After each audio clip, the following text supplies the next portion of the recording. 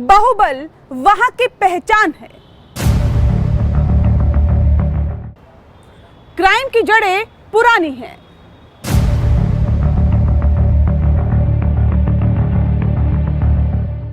दबंगई, राजनीति और अपराध का एक ऐसा त्रिकोण है जहां कानून का राज एक दौर में वैसे ही गायब हो जाता था जैसे बारामूडा ट्रायंगल के ऊपर से गुजरा जहाज।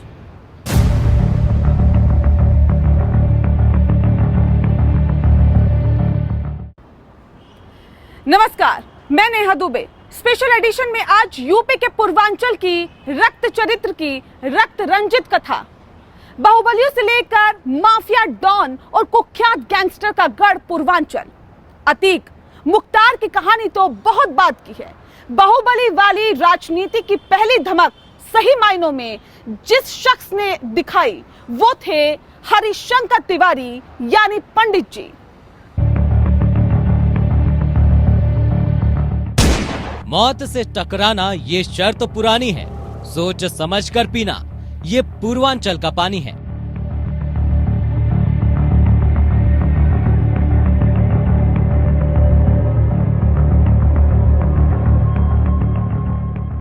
मठ और हाथा की राजनीति वाले गोरखपुर में एक वो भी दौर था। 80 का दशक था, तब पूर्वांचल का मिजाज बदल रहा था। मटियार दोमट और कहीं रेतीली, लेकिन मिट्टी का मिजाज इतना कि धरती उगलती थी सोना। पूर्वांचल में बाहुबल की कहानी उसी दौर की है।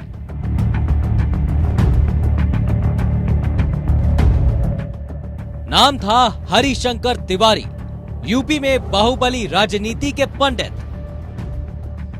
बुलेट और बैलेट में क्या मजाल कि बड़े से बड़ा सूरमा उस दौर में हरिशंकर तिवारी को टक्कर दे सके।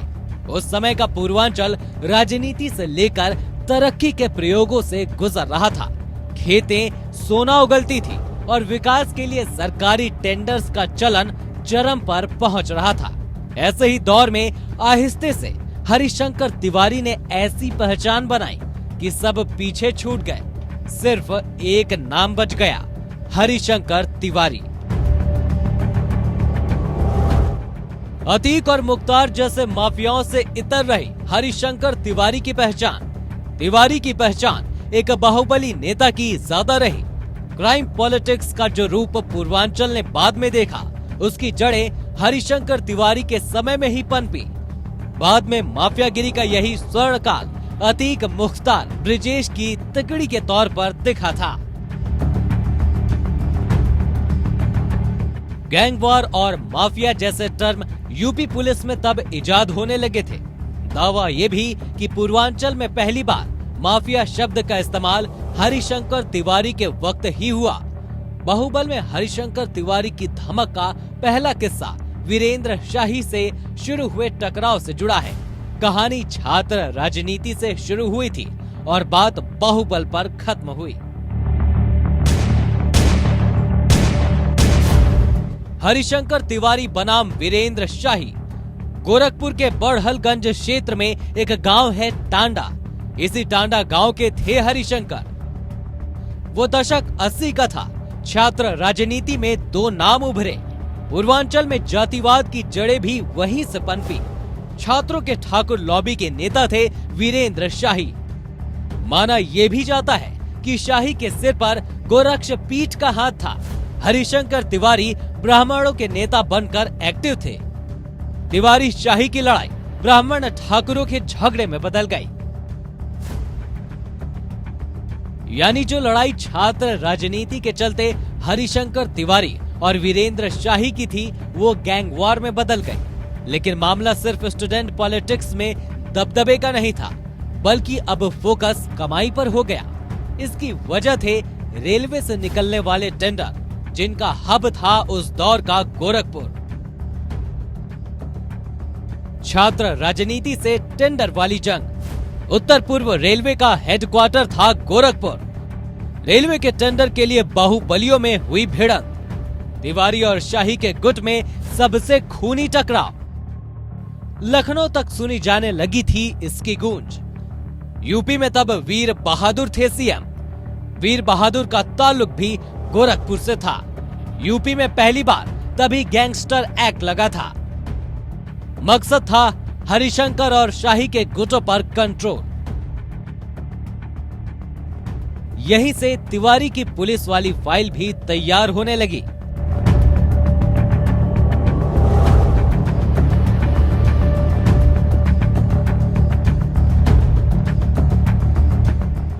उन्नीस सौ 1980 के दशक में तिवारी पर गोरखपुर में 26 केस हुए। इनमें हत्या की कोशिश, किडनैपिंग, वसूली के आरोप। हरिशंकर किसी भी केस में कभी दोषी साबित नहीं हुए।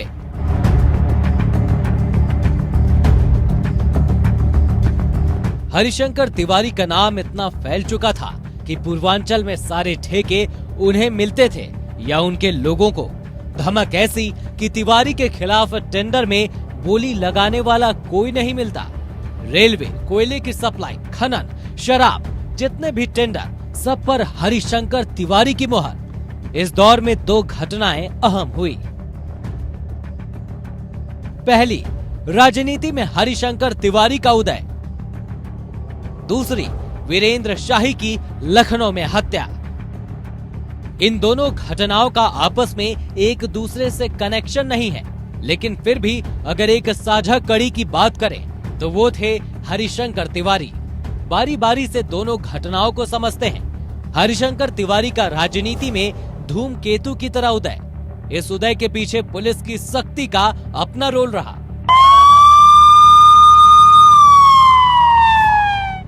हरिशंकर तिवारी पर कई केस लग चुके थे। 1985 में हरिशंकर तिवारी जेल में बंद थे। 1985 में ही तिवारी ने जेल से निर्दलीय पर्चा भर दिया। चुनाव में तिवारी को शानदार जीत मिली। फिर तो तिवारी ने कभी पीछे मुड़कर नहीं देखा। फिर 2-3 बार कांग्रेस के टिकट पर चुनाव जीते। पूर्वांचल में ब्राह्मणों के सबसे बड़े नेता बन चुके थे तिवारी। सरकार किसी की भी हो, माना ये जाता था कि तिवारी मंत्री बनेंगे। हरिशंकर तिवारी 6 बार एमएलए रहे। अलग अलग सरकारों में 5 बार कैबिनेट मंत्री। एक दिन वाले सीएम जगदम्बिका पाल की कैबिनेट में थे तिवारी। कल्याण मुख्यमंत्री बने तो भी पंडित जी को कैबिनेट में जगह मिली। राम प्रकाश गुप्ता, राजनाथ सिंह की सरकार में भी मंत्री रहे। बहन जी और मुलायम की सरकारों में भी मंत्री पद पर विराजे हरिशंकर। 2007 में चुनाव हारने के बाद हरिशंकर तिवारी राजनीति से दूर हो गए। उनके बेटे जरूर राजनीति में एक्टिव हैं। खैर, राजनीति के बाद बात उस कांड की जिसमें हरिशंकर तिवारी के नाम की भी गूंज सुनाई दी थी। ये वो दौर था जब 90 के दशक में वीरेंद्र शाही को लखनऊ में खुलेआम गोलियों से भून दिया गया था। वहीं श्री प्रकाश शुक्ला, जो किसी दौर में हरिशंकर तिवारी की सरपरस्ती में बताया जाता था, लेकिन बाद में उसके निशाने पर तिवारी और उनके दुश्मन शाही दोनों आ गए। लेकिन ये कहानी हम आपको श्री प्रकाश शुक्ला की माफिया कथा में सुनाएंगे। इसके पहले ये जान लीजिए कि जो वीरेंद्र शाही स्टूडेंट पॉलिटिक्स के दिनों से लेकर टेंडर और फिर पॉलिटिक्स में हरिशंकर तिवारी के नंबर 1 दुश्मन थे, उनका अंत कितना खौफनाक हुआ था।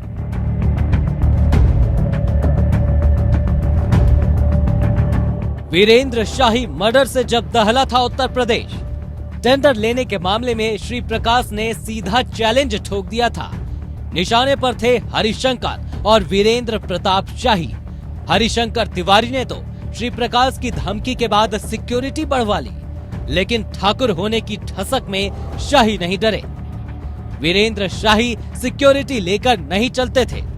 साल 1997 में लखनऊ में शाही को दिन दहाड़े गोलियों से भूना। शाही के पास तब ना कोई हथियार था, ना ही कोई साथी। शाही पर AK-47 से गोलियां बरसाई गई थी। वीरेंद्र शाही के शरीर पर करीब 105 छेद थे। पूर्वांचल के रक्त चरित्र का ये सबसे खूनी अध्याय था।